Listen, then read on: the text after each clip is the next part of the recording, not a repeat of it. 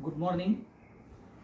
CET crash कोर्सचा दुसरा topic आपण जो घेणार आहोत तो आहे पॉलिमर. आता पॉलिमर हा सुद्धा जर तुम्ही बघितला तर ह्याच्यावरती 50 पैकी जे क्वेश्चन्स आहेत त्यातले 2 क्वेश्चन्स तरी तुम्हाला CETच्या एक्झाम्सला विचारू शकतात. म्हणजे 2 क्वेश्चन्सचं त्याला वेटेज आहे हे लक्षात घ्या.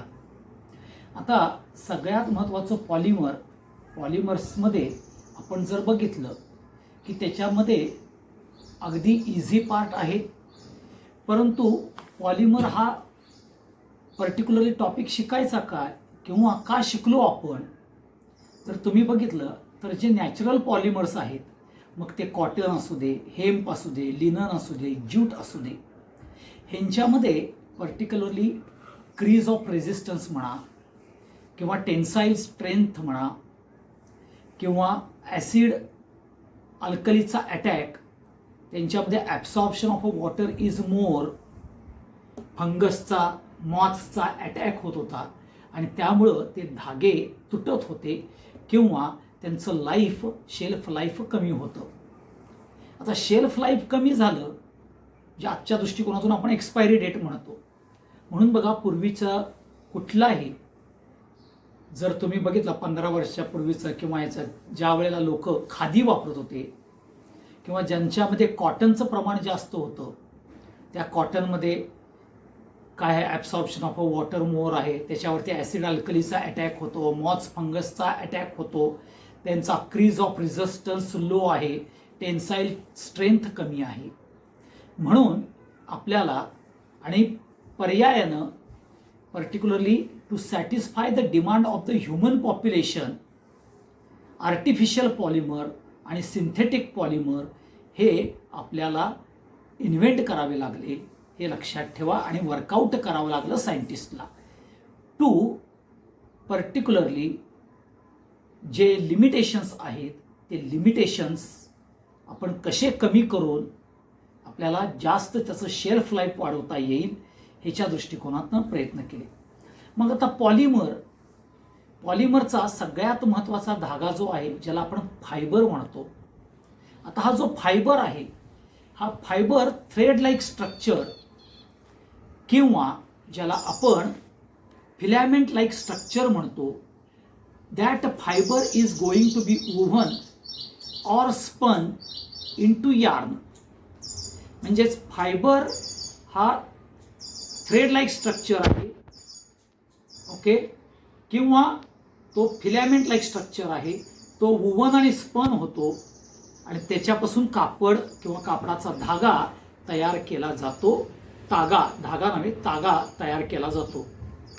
आपल्या इकडे इचलकरंजी आहे, जर कुणाला क्युरिओसिटी असेल तर तुम्ही ते बघून येऊ शकता की कशा तऱ्हेनं woven and spun of a fibres हे आपल्याला कन्वर्ट होतात. म्हणजे पॉलिमर हे फायबरच आहे, तेवढं लक्षात ठेवा. आणि हे पॉलिमरायझेशन प्रोसेसमध्ये मग आता पॉलिमर कसे तयार होतात, तर जे low molecular weight monomer they undergoes a polymerization process आणि मग ते monomer they are going to converted in to the polymer. म्हणजेच हाय मॉलिक्युलर वेटमध्ये ते कन्वर्ट होतात, हे लक्षात ठेवा. आणि polymer they are nothing but fibres. हा सगळ्यात महत्त्वाचा पार्ट महत्त्वाचा आहे, हे लक्षात घ्या. मग आता हे पॉलिमर म्हटलं, पॉलिमर सुद्धा फिलॅमेंट लाईक स्ट्रक्चर आहे, थ्रेड टाईप स्ट्रक्चर आहे. मग त्याचं क्लासिफिकेशन हे आपल्याला महत्त्वाचं आहे. आता क्लासिफिकेशन करता मी बोर्डवरती एक गोष्टी लिहिलेल्या आहेत, ते दाखवतं बोर्डवरती क्लासिफिकेशन. ते बघून घ्यायचं आणि ते बघून घेतल्यानंतर म्हणजेच आपल्याला क्लासिफिकेशन जो पार्ट आहे तो आपल्याला लक्षात येईल. ओके, तर क्लासिफिकेशन मध्ये बघा, जर डाव्या साईडला जर तुम्ही बघितलं तर सगळ्यात पर्टिक्युलरली पॉलिमर्सचं क्लासिफिकेशन जे आहे ते नॅचरल, सेमी सिंथेटिक आणि आर्टिफिशियल. म्हणजेच तुमचा सोर्स कुठला आहे, नॅचरल सोर्स आहे का आर्टिफिशियली बनवले आहे ते. आता नॅचरल सोर्सच्या खालती मी लिहिलंय बघा, प्लांट आणि पर्टिक्युलरली ॲनिमल. ओके, आता प्लांट आणि ॲनिमल हे नॅचरल सोर्स आहेत, त्याच्यापासून आपल्याला जे बनणारे पॉलिमर्स आहेत ते पॉलिमर्स म्हणजेच आपल्याला cotton, jute, hemp, wool, silk आहे. ओके. त्याच्यानंतर जे सेमी सिंथेटिक मध्ये येतात ते सेमी सिंथेटिक मध्ये हे जे आपल्याला नॅचरल पॉलिमर आहे त्यांच्यावरती केमिकल ट्रीटमेंट दिली जाते. मग ती सोडियम हायड्रॉक्साईडची असेल, पोटॅशियम हायड्रॉक्साईडची असेल किंवा ॲसिटिक ॲसिडची असेल. ओके. ती ट्रीटमेंट दिल्यानंतर आपल्याला सेमी सिंथेटिक पॉलिमर्स बघायला मिळतात. म्हणजेच थोडक्यात acetate, rayon, cupro, ammonium silk. Okay. हे पर्टिक्युलरली हे जे फायबर्स आहेत ह्याला सेमी सिंथेटिक फायबर म्हणतात, ज्याच्यावरती आपल्याला केमिकल ट्रीटमेंट कुणावरती दिली जाते तर नॅचरल पॉलिमरला केमिकल ट्रीटमेंट देऊन आपल्याला सेमी सिंथेटिक पॉलिमर तयार केले जातात. त्याच्यानंतर येतं आर्टिफिशियल, म्हणजे जे केमिकल्स पासून तयार केले जातात.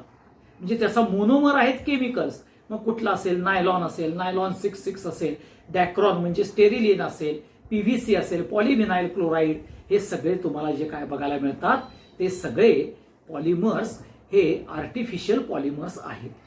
आता हा झाला पहिला ज्याचं क्लासिफिकेशन आहे. दुसरं जे क्लासिफिकेशन आहे on the basis of a structure, म्हणजेच पॉलिमरचं स्ट्रक्चर कसं आहे, तो लिनियर आहे का ब्रांच्ड आहे, ते सगळे घेतलेलं नाही. मग लिनियर आहे का ब्रांच्ड आहे का नेटवर्क आहे. आता मगासचा जो पहिला आपल्याला कॅमेरामध्ये फोकस केलेला जो बोर्डवरचे आहे त्यामध्ये तुम्ही जर परत गेला तर तुम्हाला क्लासिफिकेशन बघायला मिळतं. ओके. तेच क्लासिफिकेशन मी तुम्हाला फक्त तोंडी सांगतोय की on the basis of a structure. मग on the basis of a structure काय येणार, लिनियर, ब्रांच्ड आणि आपल्याला पर्टिक्युलरली नेटवर्क टाईप. म्हणजे जर स्ट्रेट चेनचा असेल पॉलिमर तर तो लिनियर आहे, ज्याच्यामध्ये ब्रांचिंग येईल. आणि ज्याच्यामध्ये नेटवर्क टाईप आपल्याला किंवा क्रॉस लिंक फायबर्स असतील तर त्याच्यामध्ये नेटवर्क टाईप त्यामध्ये आपल्याला बघायला मिळतील. मग आता लिनियर म्हटलं की तुमचा इथिनचं कन्व्हर्जन पॉलिइथिनमध्ये होतं. ओके. टेफ्लॉन असेल किंवा ब्रांचमध्ये आपल्याला पॉलिप्रोपिलिन असेल, हे त्याचे एक्झाम्पल्स आहेत राजानो.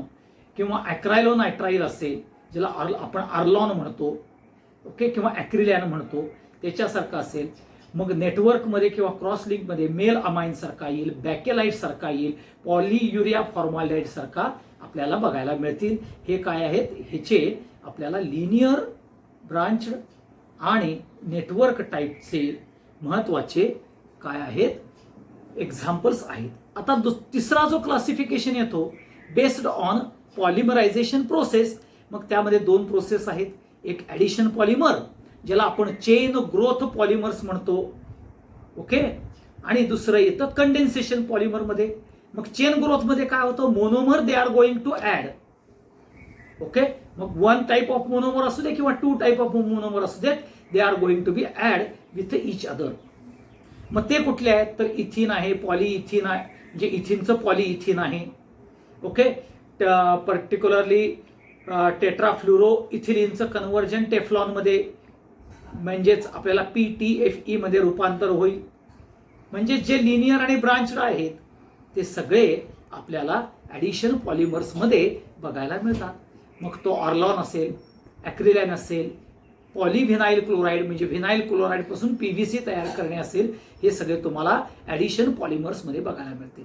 कंडेन्सेशन पॉलिमर म्हणजेच काय की दोन मोनोमर्स किंवा single one type of a monomer or two type of different monomers, they are going to be combined with each other and they particularly eliminated or removed a simple molecule like H2O or methyl alcohol.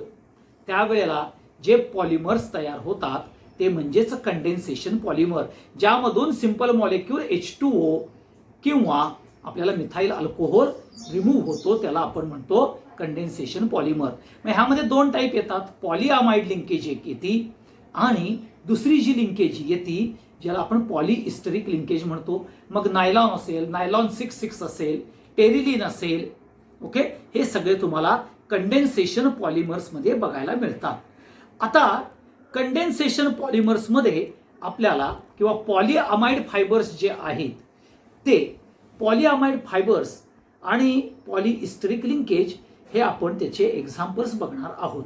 आता पुढचा part येतो की ज्याच्यामध्ये आपल्याला particularly classification based on molecular force, म्हणजेच molecular force कसा आहे, weak आहे का स्ट्रॉंग आहे, ओके, त्याच्यावरती आपल्याला बघायला मिळतो. मग त्यामध्ये क्लासिफिकेशन येतं, इलॅस्टोमोर्स म्हणून येतं, फायबर्स म्हणून येतं, थर्मोप्लास्टिक म्हणून येतं आणि थर्मोसेटिंग मध्ये येतं. आता इलॅस्टोमोर्स मध्ये काय की ज्यावेळी तुम्ही स्ट्रेस अप्लाय करा किंवा त्याला स्ट्रेन कराल तर ते ताणला जातो आणि if you remove the stress and strain again they comes to original position. त्यालाच तुम्ही काय म्हणता, elastic property of the fibre, म्हणजेच त्याला इलॅस्टोमोर्स म्हणतात, ज्याच्यामध्ये स्ट्रेस दिल्यानंतर, आता हे स्ट्रेस दिल्यानंतर किंवा स्ट्रेन दिल्यानंतर ते फायबर्स आपल्याला तुटत नाहीत. ओके, हे लक्षात ठेवा. म्हणजेच ते रिगेन करतात त्याची पोझिशन. का तर त्यांच्यामध्ये फायबर्समध्ये अशा तऱ्हेनं आपल्याला त्याची प्रॉपर्टी डेव्हलप झालेली असते की त्याच्यामध्ये क्रॉस लिंकिंग कॅरेक्टर असतं. मग त्याच्यानंतर येतं फायबर. फायबरमध्ये जे आपण नायलॉन 6 स्टेरिलिन सारखे बघतो ते टफ आहेत, त्यांची टेन्साईल स्ट्रेंथ जास्त आहे. ओके, हे लक्षात ठेवा. ते हार्ड आहेत स्ट्रेस केल्यानंतर किंवा स्ट्रेच केल्यानंतर. ओके, हे लक्षात ठेवा. त्याच्यामध्ये इंटरमॉलिक्युलर फोर्स हा व्हेरी मच स्ट्रॉंग आहे, हे लक्षात ठेवा. आणि त्याची टेन्साईल स्ट्रेंथ इम्पॉर्टंट आहे आणि म्हणून टेक्स्टाईलमध्ये आपल्याला यूज केले जातात फायबर. मग त्यामध्ये तुम्हाला नायलॉन असेल, टेरिलिन असेल, ह्या पद्धतीने बघायला मिळेल. टेन्साईल स्ट्रेंथ किंवा टफनेस जो आहे, कारण नायलॉन बघा त्याचा धागा हा चिवट आहे, हे लक्षात ठेवा, आणि तेवढाच तो हार्ड पण असतो. हा पण महत्वाचा पार्ट येईल. मग त्याच्यानंतर येतं थर्मोप्लास्टिक. आता थर्मोप्लास्टिक मध्ये काय असतं राजानो, लक्षात घ्या की त्यांचे जे फायबर्स असतात हे थोडेसे जराशे ब्रिटल कॅरेक्टर्स मध्ये असतात. ओके, आणि ह्यामध्ये ज्यावेळेला तुम्ही ते हीट केले जातात, आता ह्यांची प्रॉपर्टी काय आहे, धड ते इलॅस्टोमर्स पण नाहीत आणि धड ते फायबर्स नाहीत, त्यांच्यामध्ये त्यांची प्रॉपर्टी बघायला मिळते थर्मोप्लास्टिक मध्ये. जर तुम्ही त्याला हीट केलं त्या पर्टिक्युलरली फायबरला तर ते सॉफ्ट होतात आणि कूल डाऊन झाले की ते हार्ड होतात. म्हणजे थोडक्यात बघा, तुम्ही नायलॉनची दोरी जर घेतली, त्याला जर हीट आउट केलं तर ते सॉफ्ट होतात आणि त्याच्यानंतर कूल डाऊन केलं की ते हार्ड होतात. मग हे जे थर्मोप्लास्टिक मधले जे आहेत, ओके, हे तुम्हाला रिमोल्ड करता येतात, रिसायकल्ड करता येतात, हे लक्षात ठेवा. आणि मग रिमोल्ड आणि रिसायकल्ड करून आपल्याला थर्मोप्लास्टिक पॉलिमर्सचा यूज करून घेता येतो. मग आता थर्मोसेटिंग मध्ये काय आहे, थर्मोसेटिंग मध्ये जर तुम्ही हिटिंग केला तर ते आपल्याला त्याचं स्ट्रक्चर डिस्ट्रॉय होतं, हे लक्षात ठेवा. ते आपल्याला हिटिंग केल्यानंतर त्याची प्रॉपर्टी लॉस्ट होते, डिस्ट्रॉय होते आणि त्यामुळं आपल्याला रिमोल्ड किंवा रिसायकल्ड करता येत नाहीत. मग हे कुठले आहेत तर बॅकेलाइट सारखे असतील, मेलामाइन सारखे असतील, मेलअमाइन सारखे हे जे आपल्याला फायबर्स आहेत किंवा हे जे पॉलिमर्स आहेत हे थर्मोसेटिंग्स मध्ये येतात. थर्मोप्लास्टिक मध्ये नायलॉन 6, स्टेरिलिन, टेफ्लॉन ह्यासारखे प्रोडक्ट्स येतात, हे लक्षात ठेवा. ओके, म्हणजेच इथं आपल्याला क्लासिफिकेशन हा पार्ट येतो. ह्या क्लासिफिकेशन नंतर सगळ्यात महत्वाचा पार्ट येतो की होमोपॉलिमर म्हणजेच काय, वन टाइप ऑफ मोनोमर असेल तर, आणि हेटेरोलाच कोपॉलिमर म्हणतात.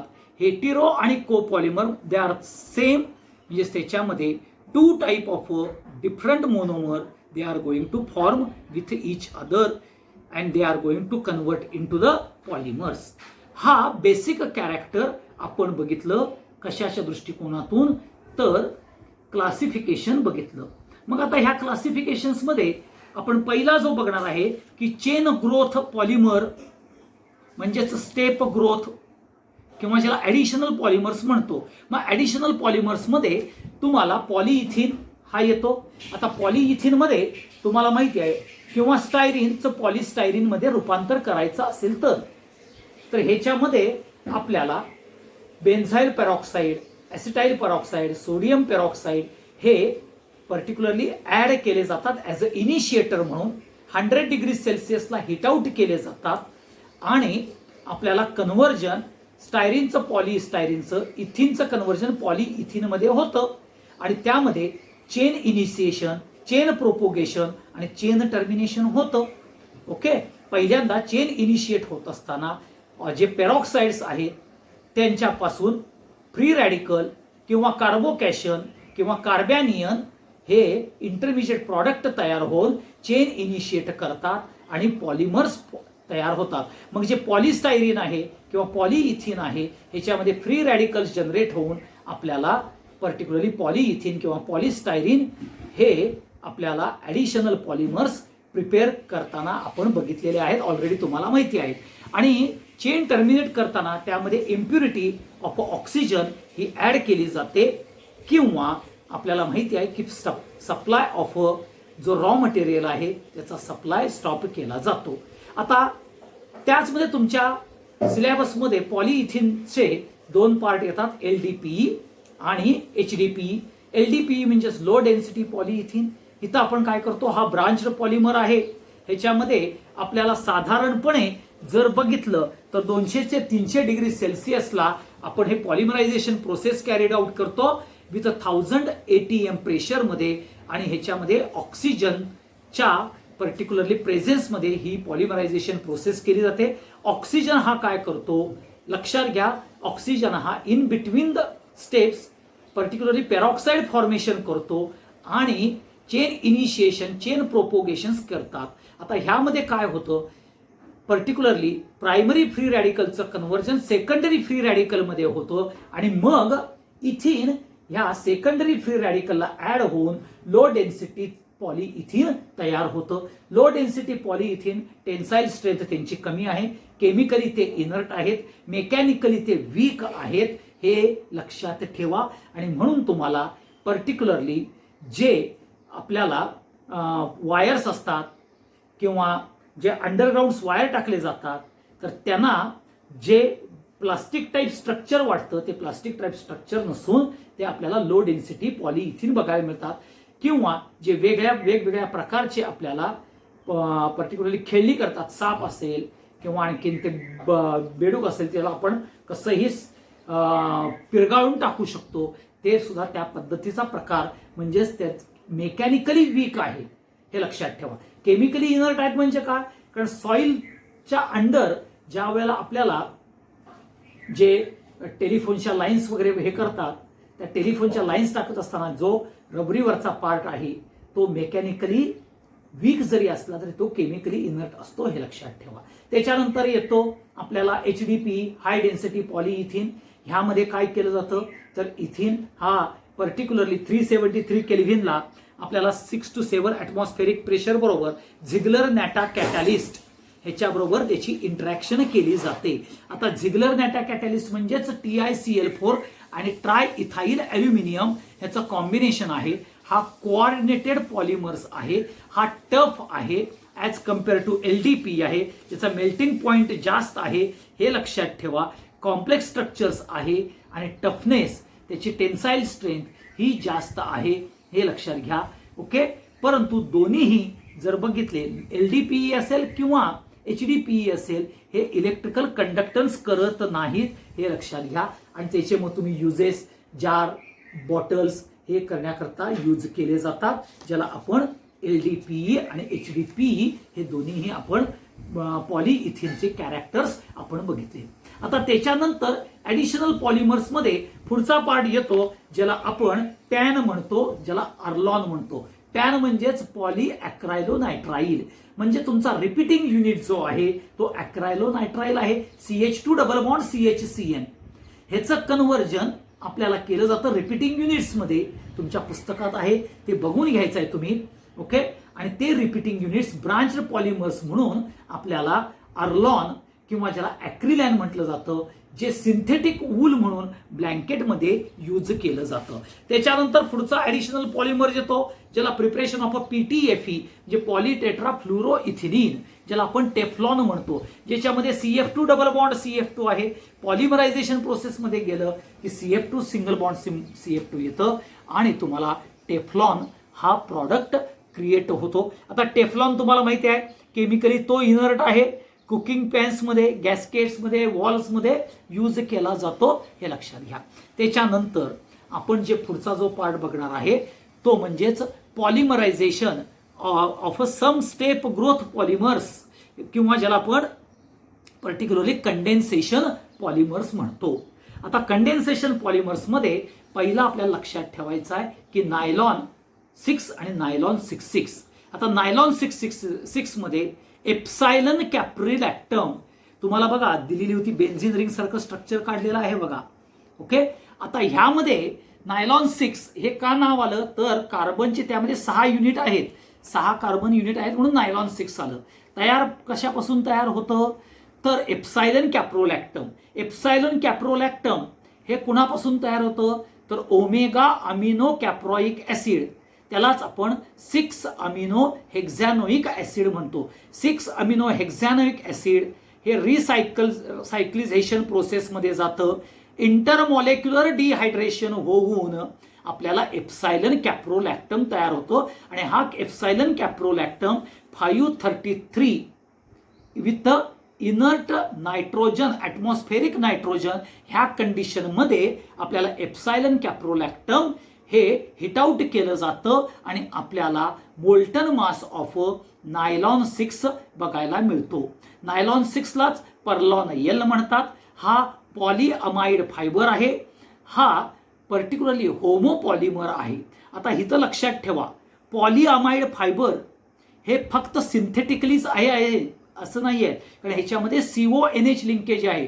CONH लिंकेजला पॉलीअमाइड फायबर्स म्हणतात, हे लक्षात ठेवा. परंतु सिल्क आणि ऊल हे सुद्धा आपल्याला पॉलीअमाइड मध्ये बघायला मिळतात. का तर सिल्क आणि ऊलमध्ये आपल्याला प्रोटीन मॉलिक्यूल आहेत आणि प्रोटीन मॉलिक्युल्समध्ये आपल्याला अमिनो ग्रुप आणि ऍसिडिक ग्रुप COOH ग्रुप आहे आणि त्याच्यामध्ये डायपेप्टाइड, ट्रायपेप्टाइड, पॉलीपेप्टाइड ही लिंकेज बनते ते CONH लिंकेजचीच असते. म्हणजे कुठलाही प्रोटीन मॉलिक्युलचा बेसिक युनिट आहे अल्फा अमिनो ऍसिड आणि अल्फा अमिनो ऍसिड हा कंडेन्सेशन मध्ये जाऊन आपल्याला प्रोटीन मॉलिक्यूल तयार होतं. म्हणजे वूल आणि सिल्क सुद्धा हे natural biopolymer with polyamide linkage CONH linkage आहे. हे तुम्हाला जाता जाताना सांगतो पर्टिक्युलरली नायलॉन 6च्या संदर्भात.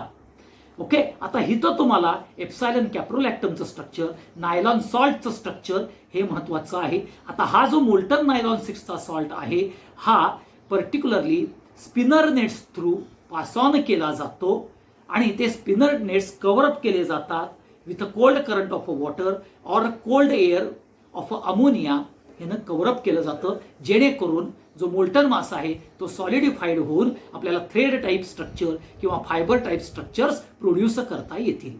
त्याच्यानंतर पुढचा पार्ट येतो नायलॉन 6,6. आता नायलॉन 6,6 मध्ये आपल्याला पर्टिक्युलरली हा हेटेरो पॉलिमर आहे ज्याला को पॉलिमर म्हणतात.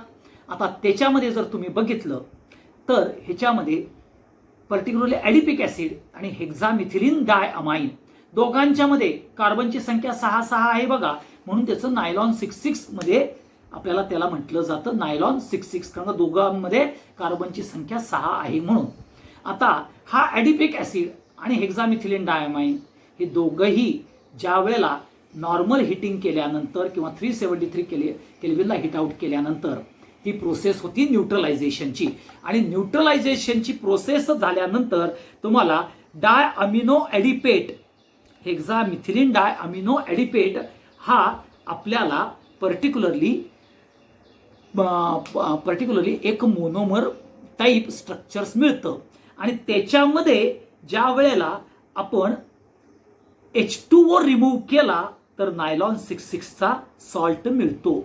आता तुम्ही जर बघितलं हेक्झामिथिलीन डायअमाइन आणि ॲडिपिक ऍसिड, ॲडिपिक ऍसिड मधला जो COOH मधला जो एक H आहे तो हेक्झामिथिलीन डायअमाइनच्या NH2 आणि NH2 ला ऍड होतो. तिथं NH3 होतं, हे लक्षात ठेवा. बघा हा COOH दोन आहेत कुणाला ॲडिपिक ऍसिडला, CO एका H चा NH2 हेक्झामिथिलीन डायअमाइनच्या एका युनिटला आणि दुसऱ्या युनिटला असं ऍड होतं. ओके, म्हणजेच CH2 6 मध्यात आहे बघा हेक्झामिथिलीन, उजव्या बाजूला NH2 आहे, डाव्या बाजूला NH2 आहे. डाव्या बाजूला पण COOH चा एक H ऍड होतो आणि उजव्या बाजूला पण COOH चा एक H ऍड होतो आणि त्यानं तुम्हाला अमोनियम ऍडिपेट हे स्ट्रक्चर येतं. आणि ह्या अमोनियम ऍडिपेट मधला जो NH3+ केलेला आहे स्ट्रक्चर मध्ये तो आणि आपल्याला पर्टिक्युलरली COO मधला ऑक्सिजन असं मिळून H2O बाहेर पडतं आणि तुम्हाला नायलॉन 66 चा मोल्टन सॉल्ट मिळतो. ते स्ट्रक्चर तुम्हाला बघायचं आहे आणि ते स्ट्रक्चर लक्षात ठेवायचं असतं. ओके, आता हे जे नायलॉन 66 आहे पुन्हा ते स्पिनर नेट्स थ्रू पाठवा. Okay, cold current of air पाठवायचं आहे. आता हे करत असताना इनर्ट ॲटमॉस्फेरिक म्हणजेच ज्या वेळेला न्यूट्रलायझेशन प्रोसेस झाल्यानंतर अमोनियम ॲडिपेट जो आहे त्याचं हिट आउट करायचं आहे 553 केल्व्हिन इनर्ट नायट्रोजेनिक ॲटमॉस्फेरिक कंडिशनमध्ये, त्यावेळेला तुम्हाला नायलॉन 6 मोल्टन मिळणार. तो स्पिनर नेट्समध्ये पाठवायचा आहे आणि मग आपल्याला नायलॉन 66 चे फायबर्स मिळतील. आता प्रॉपर्टीज ज्या आहेत नायलॉन 6च्या किंवा नायलॉन 66च्या दोघांच्याही प्रॉपर्टी सेमच आहेत. टेन्साईल स्ट्रेंथ जास्त आहे, क्रीज ऑफ रेझिस्टन्स आहे, अटॅक ऑफ ऍसिड मॉथ्स फंगिसचा येत नाही. त्या तुम्ही प्रॉपर्टीज बघू शकता आणि तसेच त्याचे युजेस बघू शकता. ब्रिसल्समध्ये यूज केले शकतात, बेल्टमध्ये यूज केले शकतात. ओके, क्लॉथ तयार करण्याकरता यूज केले जातात. हे तुम्ही लक्षात ठेवा. त्या प्रॉपर्टीज ह्या तुम्ही वाचल्या की तुमच्या लक्षात येतील. पुढचा जो येतो ज्याला आपण डॅक्रॉन म्हणतो हा पॉलिइस्टरिक लिंकेज असलेला आहे. डॅक्रॉन म्हणजेच टेरिलिन. ह्यामध्ये पर्टिक्युलरली ट्रान्स इस्टरिफिकेशन ही प्रोसेस होती पहिल्या ह्याच्यामध्ये 503 केल्व्हिनला. आता इथं जे मोनोमर्स आहेत हे म्हणजेच इथिलीन ग्लायकॉल 2 युनिट आणि डायमिथाइल टेरिप्थॅलेट हे 1 युनिट 2:1 रेशोनं इथिलीन ग्लायकॉल आणि dimethyl terephthalate in presence of antimony oxide किंवा अँटिमनी ट्रायऑक्साईड ओके Sb2O3 आणि आपल्याला झिंक ॲसिटेट ह्याच्या प्रेझेन्समध्ये 503 केल्व्हिनमध्ये आपल्याला हे दोन पर्टिक्युलरली इथिलीन ग्लायकॉल आणि डायमिथाइल टेरिप्थॅलेट ह्यांचं कन्व्हर्जन आपल्याला इस्टरिक लिंकेजमध्ये डायहायड्रॉक्सी डायइथाइल टेरिप्थॅलेटमध्ये काय होतं कन्वर्ट होतं. आणि हा डायहायड्रॉक्सी डायइथाइल टेरिप्थॅलेट ज्या वेळेला 553 केल्व्हिनला इन व्हॅक्यूम 553 केल्व्हिनला इन व्हॅक्यूम ज्या वेळेला हिट आउट केला जातो त्यावेळेला आपल्याला इथं महत्वाचा टेरिलिनचा म्हणजेच डॅक्रॉनचा सॉल्ट बघायला मिळतो. आता इथं ट्रान्स इस्टरिफिकेशन म्हणजे काय होतं बघा. इथिलीन ग्लायकॉल अल्कोहोल आहे. इथिलीन ग्लायकॉलचं कन्व्हर्जन म्हणजेच हाय मॉलिक्युलर वेट अल्कोहोलचं कन्व्हर्जन लो मॉलिक्युलर वेट मध्ये होतं.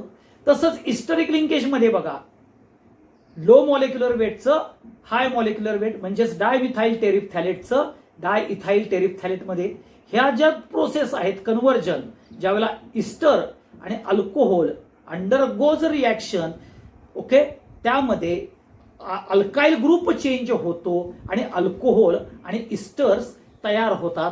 त्या प्रोसेसला ट्रान्स इस्टरिफिकेशन म्हटलं जातं.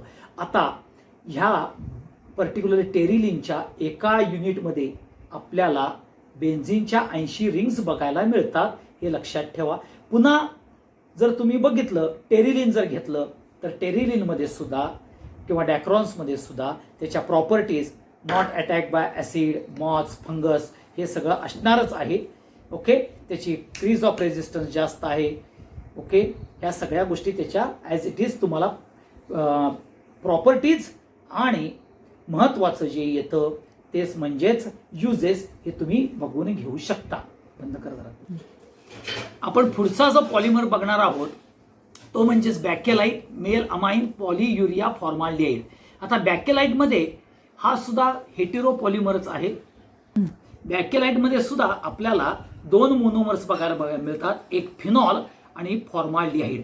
आणि फिनॉल आणि फॉर्माल्डिहाइड हे ज्या वेळेला रिॲक्शन्स मध्ये जातात त्यावेळेला आपल्याला दोन प्रकारचे प्रॉडक्ट बघायला मिळतील, ऑर्थो आणि पॅरा पोझिशन असलेले. कारण फिनॉलमध्ये जो OH ग्रुप आहे तो ऑर्थो आणि पॅरा डायरेक्टिंग असल्यामुळं आपल्याला ऑर्थो और पॅरा हायड्रॉक्सी मिथाइल फिनॉल हे प्रॉडक्ट तयार होतील. काय ऑर्थो और पॅरा हायड्रॉक्सी मिथाइल फिनॉल, ज्या वेळेला फॉर्माल्डिहाइड आणि फिनॉल हे आपल्याला हे दोन मोनोमर इंटरॅक्ट करतील त्यावेळेला, हे लक्षात घ्या.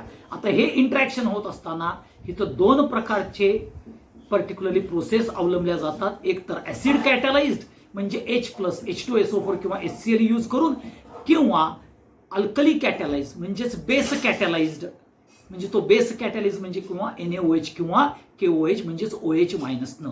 दोघांच्या मध्ये आपल्याला पर्टिक्युलरली जो रिपीटिंग युनिट्स आपल्याला बघायला मिळतो तो ऑर्थो और पॅरा हायड्रॉक्सी मिथाइल फिनॉल असतं. ज्यावेळेला ऑर्थो किंवा पॅरा हायड्रॉक्सी मिथाइल फिनॉल हे जर तुम्ही लिनियर ॲडिशन जर त्याची झाली, रिपीटिंग युनिट्स जो आहे ऑर्थो और पॅरा हायड्रॉक्सी मिथाइल फिनॉल ह्यांची जर रिपीटिंग युनिट्स हा लिनियरली जर जॉईन झाला बाय CH2 ग्रुपनं, ओके, त्याचं स्ट्रक्चर तुम्ही पुस्तकात बघू शकता, त्यावेळी नोव्हॅलॅक तयार होतं. आणि जर क्रॉस लिंक नेटवर्क टाईप म्हणजेच 2 युनिट्स ऑफ ऑर्थो आणि 1 युनिट्स ऑफ पॅरा असे जर ज्यावेळेला इंटरलिंकिंग होईल त्यावेळेला आपल्याला क्रॉस किंवा त्याला नेटवर्क टाईप स्ट्रक्चर बॅकेलाइटचं बघायला मिळतं. मग आता हे बॅकेलाइट कुठं बघायला मिळतात आपल्याला? हँडल ऑफ द कुकर असेल, कोम्स असतील, इलेक्ट्रिकल स्विचेस असतील, ओके, किंवा पूर्वीचे जे ग्रामोफोनचे ज्या प्लेट्स असतील, ओके, त्या सगळ्या ग्रामोफोनच्या प्लेट्स ह्या नथिंग बट पर्टिक्युलरली बॅकेलाइटच्याच असतात, हे लक्षात ठेवा. आणि बॅकेलाइट हा पर्टिक्युलरली सेटिंग आहे, थर्मोप्लास्टिक नाही, एवढं लक्षात ठेवायचं. मग त्याच्यानंतर येईल युरिया फॉर्माल्डिहाइड. आता युरिया फॉर्माल्डिहाइड मध्ये सुद्धा पर्टिक्युलरली फॉर्माल्डिहाइड आहे आणि urea NH2C double bond ONH2.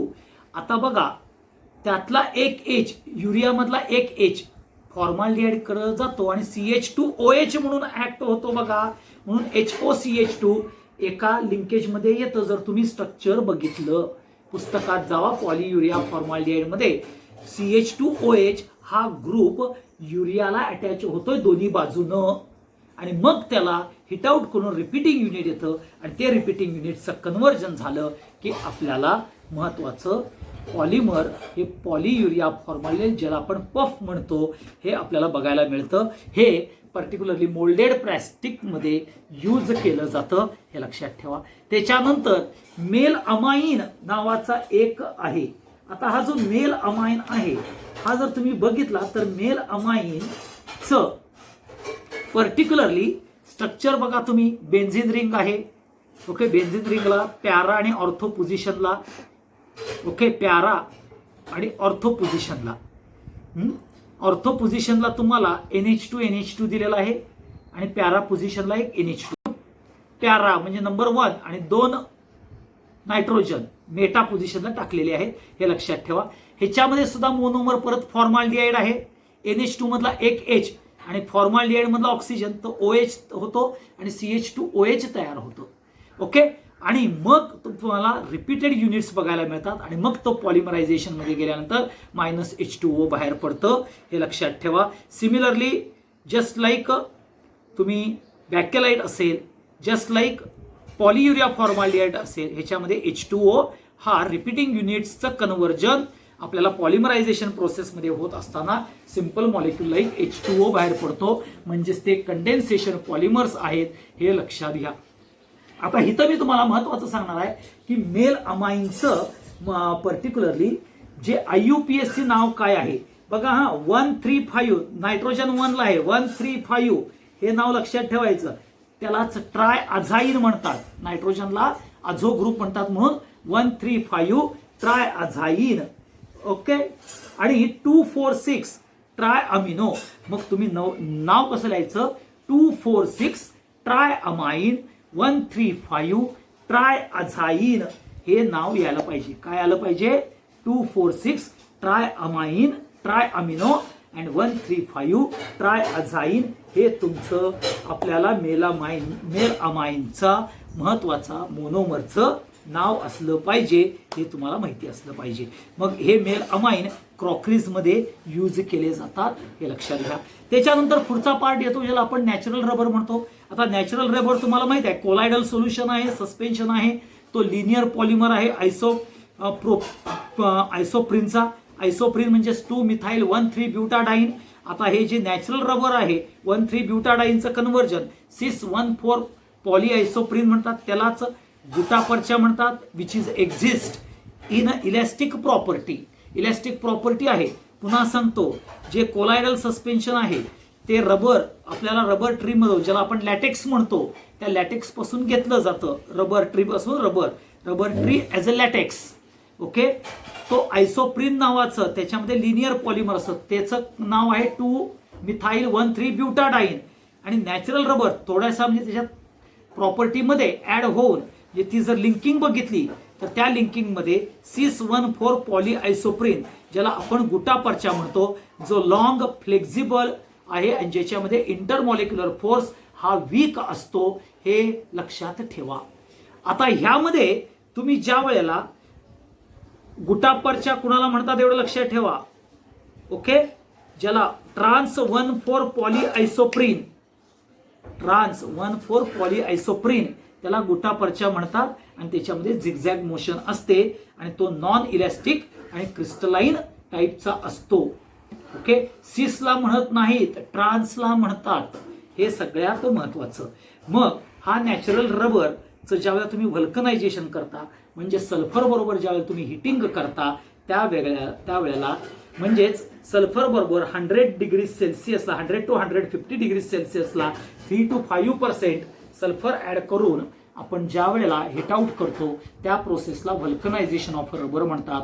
He व्हल्कनायझेशन of rubber म्हणजे रबर्सला टफनेस देण्याकरता, हार्ड बनवण्याकरता व्हल्कनायझेशन ही प्रोसेस चार्ल्स गुडइयर नावाच्या सायंटिस्टनी ही अप्लाय केली, इन्व्हेंट केली आणि व्हल्कनायझेशन ऑफ रबर तयार केलं. आता हे जे पर्टिक्युलर व्हल्कनायझेशन ऑफ रबर आहे ह्यामध्ये तुम्ही जर 20 to 30% एवढं जर रबर वापरला तर ते रबर हार्ड तयार होतो.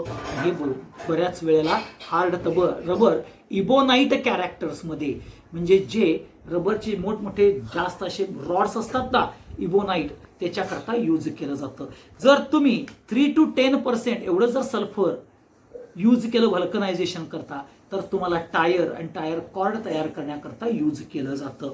जर तुमचं पर्सेंटेज ऑफ सल्फर 3% असेल तर तुम्हाला रबर बँड तयार करण्याकरता जे 1 to 3% असेल 1 to 3% तर रबर बँड होतात. आणि मोर दॅन 30% असेल 30 to 30% जर असेल तर तुम्ही लक्षात घ्या ते पर्टिक्युलरली सगळ्यात महत्त्वाचे म्हणजेच आपल्याला जे बॅटरी केस असतात ते बॅटरी केस तयार करण्याकरता त्याचा यूज होतो. मग ह्या रबर्समध्ये आपल्याला पहिला बघतोय आपण ब्युनायन म्हणजेच ब्युनायस निओप्रीन ब्युटाइल रबर हे बघतो. आता पहिला येईल ब्युनायस मध्ये काय आहे रे तर स्टायरीन आणि 1,3-ब्युटाडाइन यांचं कॉम्बिनेशन आहे ते ऍड होतं.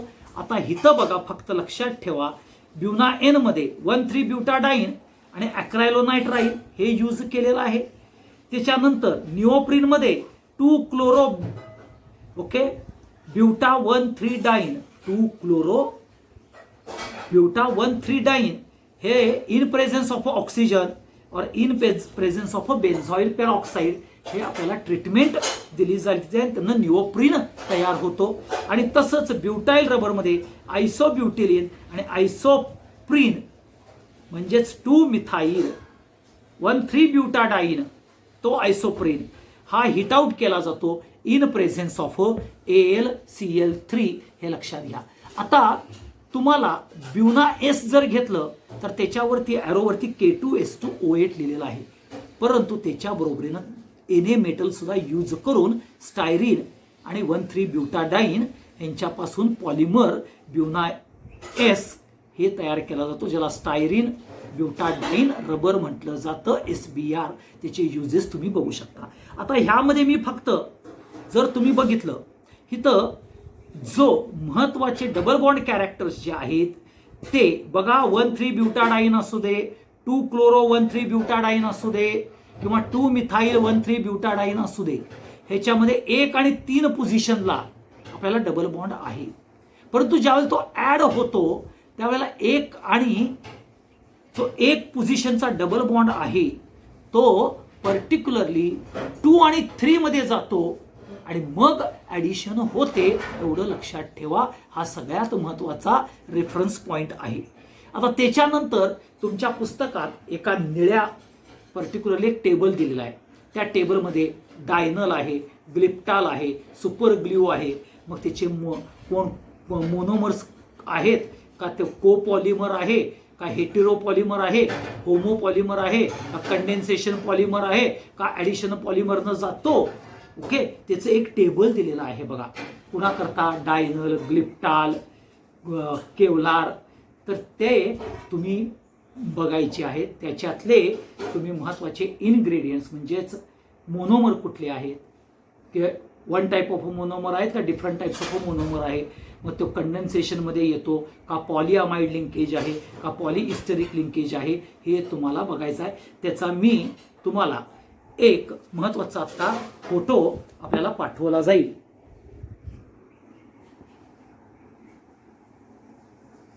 हे तुमच्या पुस्तकात आहे. ओके, 12वीच्या पुस्तकात आहे.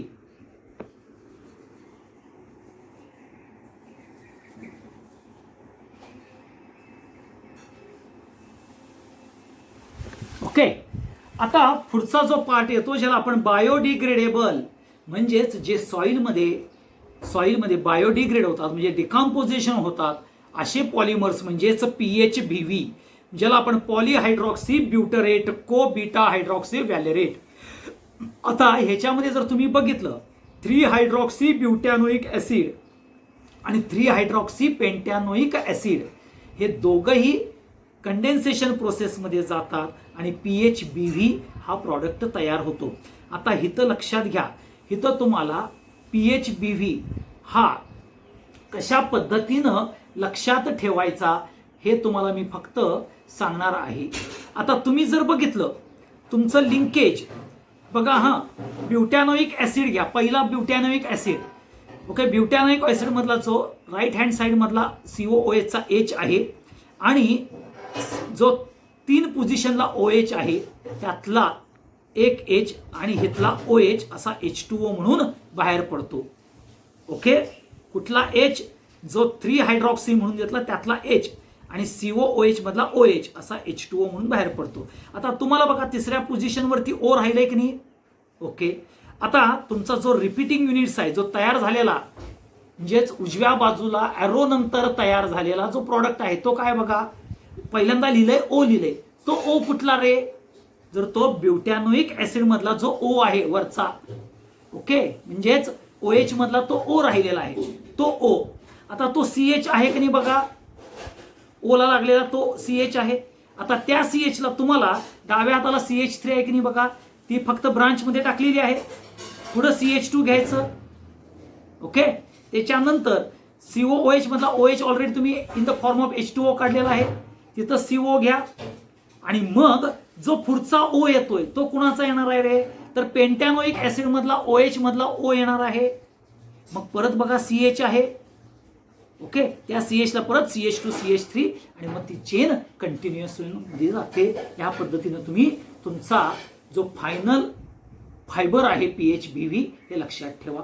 तसाच तुम्हाला डेक्स्ट्रॉन मध्ये 2 कुठले आहेत, लॅक्टिक ऍसिड आणि ग्लायकोलिक ऍसिड पासून डेक्स्ट्रॉन तयार होतं. सेमच आहे. परत त्याच्यामध्ये OH आणि COOH, H मधला OH आणि COOH मधला OH काढायचा आणि O डाव्या साईडला टाकून आपल्याला पर्टिक्युलरली त्याची पॉलिमर हा बघायचा. आणि सेम नायलॉन 2 आणि नायलॉन 6 म्हणजे ज्याच्यामध्ये ग्लायसिन आणि एप्सायलन अमिनो कॅप्रोइक ऍसिड ह्यांच्यामधून कंडेन्सेशन होऊन -H2O बाहेर पडतं, हे लक्षात ठेवा.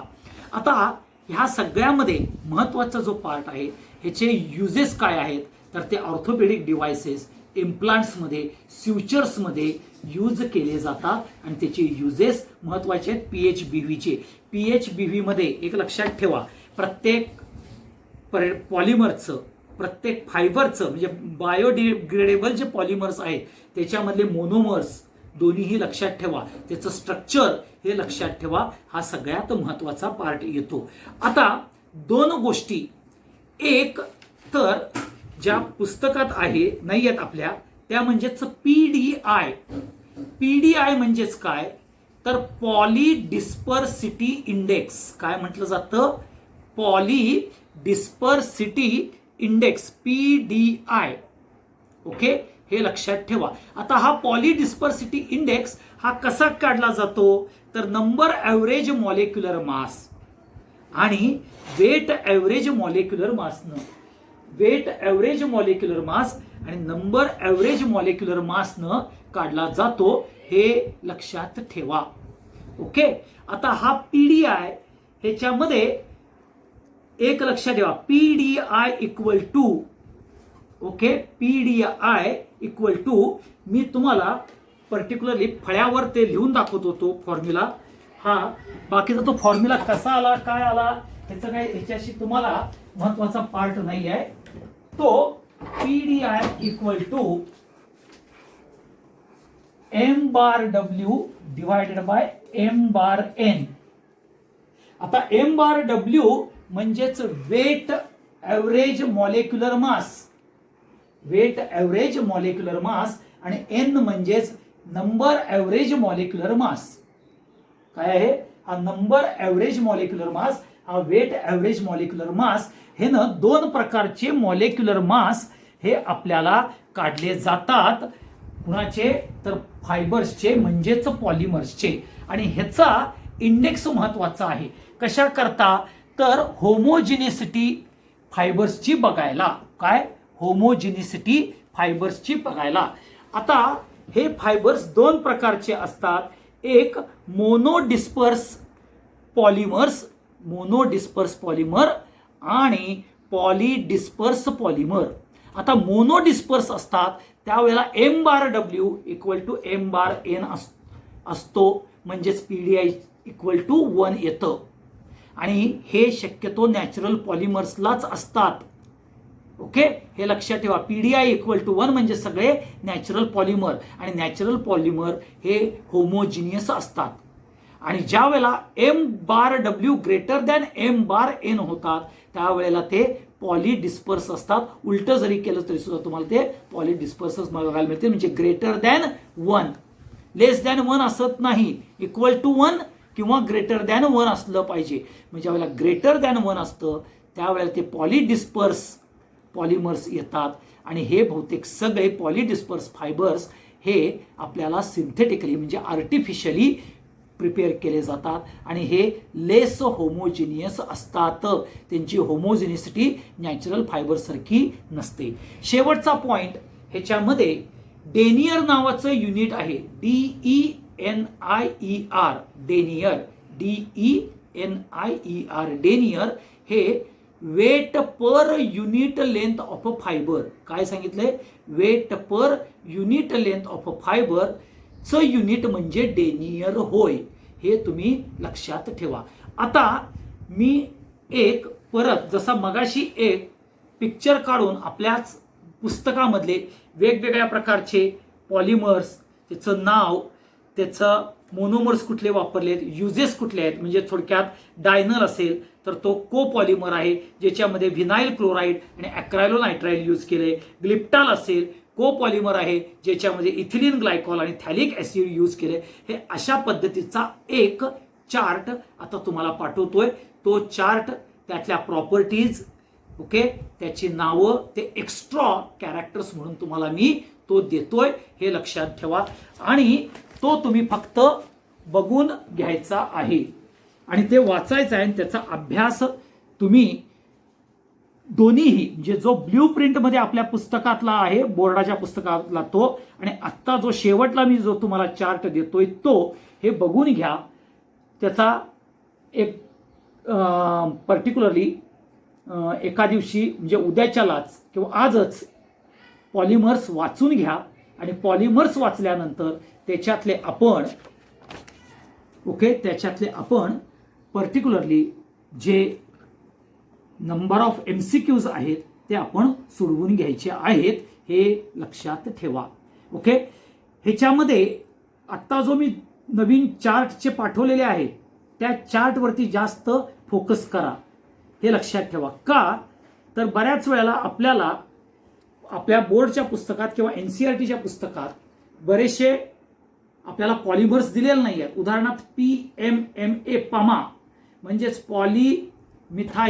मिथाईल ॲक्रेलाइट हा प्लेक्सी ग्लास म्हणून यूज केला जातो. ओके, तर तो आपल्याला दिलेला नाही आहे. जे लेन्सकार्ट वगैरे आपल्याला ॲडव्हर्टाईज दिसतात ना, त्या प्लेक्सी ग्लासेस त्याच्यापासून बनवल्या जातात. किंवा व्हिनाईल क्लोराईड पासून, पॉलिव्हिनाईल क्लोराईड, PVC पाईप वगैरे आहेत, तर ते बघायला पाहिजे तुम्ही. ओके, ह्याच्यातले काय काय याच्यातले मग समजा केवलार असेल, डायनल असेल, ग्लिप्टाल असेल, तर त्यांचे सुद्धा तुम्हाला ते ॲडिशनल आहेत का कंडेन्सेशन पॉलिमर्स आहेत हे तुम्हाला माहिती असलं पाहिजे राजानो. हा सगळ्यात महत्त्वाचा पार्ट. ओके, हे पण लक्षात ठेवा. ह्या तुम्हाला ॲडिशनल इन्फॉर्मेशन पाठवतो, त्या ॲडिशनल इन्फॉर्मेशन इम्पॉर्टंट आहे.